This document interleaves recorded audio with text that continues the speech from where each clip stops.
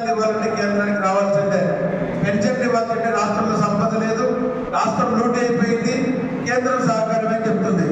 మరి బీజేపీ వాళ్ళు ఎంత చెప్పుకోవాలి? వాళ్ళే డైరెక్ట్గా అందరికీ తెలిసే విధంగా బహిరంగంగా కేంద్రం తలుపు తట్టాల్సిందే.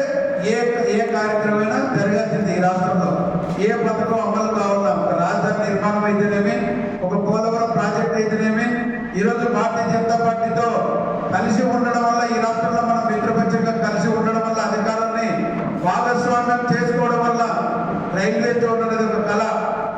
విశాఖ ఉక్కు అంటే ఆంధ్రలో హక్కు అన్నారు. ఆ ఉక్కు తప్పించకపోతుంది, కేంద్రం దుష్ప్రచారం చేశారు మన మీద. అలాంటి ఉక్కు పరిశ్రమకు మనకు అక్కడ 12,000 కోట్లు ఇవ్వడం జరిగింది కేంద్రం నుంచి. తీసివేస్తాం, తొలగిస్తామన్న కర్మాగారంలో కొత్త ఉద్యోగాలకు మనం నోటిఫికేషన్ ఇవ్వడం జరిగింది. భారతీయ జనతా పార్టీ కార్యకర్తలు ఇక్కడ ఎంతమంది ఉన్నాం అనేది కాదు, పార్లమెంట్లో ఎంతమంది ఉన్నాం మనం? 2 ఎంపీలు. 2 ఎంపీలతో ఎన్నోసార్లు పరిపాలిస్తున్నాం దేశాన్ని. ఈరోజు భారతదేశంలో భారతదేశం మ్యాప్ వేస్తే కంప్లీట్ గా మ్యాప్ మొత్తం కమలమయమైపోయింది. 19 రాష్ట్రాల్లో మనం స్వయంగా ఉన్నాం. ఇప్పుడు ఈరోజు అధికారంలో 3 కేంద్ర పాలిత ప్రాంతాల్లో మనం పాలిస్తున్నాం. మరి అలాంటప్పుడు మనం ఎంత గలం ఇవ్వాలి? ప్రతి కార్యకర్త కూడా ఒక శివాజీ లాగా మారిపోవాలి. మీరు ఒక సైనికుల్లాగా పనిచేయాలి. పార్టీ కోసం ఒక గంట పనిచేయండి. అప్పుడు మనం ఏ చిన్న సమాచారం మాట్లాడినా ఎక్కువ సంఖ్యలో ఈరోజు సోషల్ మీడియా ప్రభావితం ఎక్కువైంది. మీడియా ప్రభావితం, ప్రతి ఒక్కరు కూడా మీడియాను ఫాలో అవ్వడం, మీడియాలో చూసి తెలుసుకోవడం జరుగుతూ ఉంది. కాబట్టి మనం చేస్తున్న ప్రతి కార్యక్రమం, చిన్న కార్యక్రమం అయినా అది సోషల్ మీడియా ద్వారా కానీ, ఫేస్బుక్ ద్వారా కానీ, వాట్సాప్ గ్రూపుల ద్వారా కానీ, మీడియా మిత్రులతో ఎక్కడ కూడా మీరంతా మంచిగా ఉండాలి. ఎందుకంటే ఉండదు, అందరిది కలిపి బీజేపీ గ్రూప్ మాత్రమే ఉంటుంది. మనం బీజేపీ నాయకులు మాత్రం పనిచేస్తాం.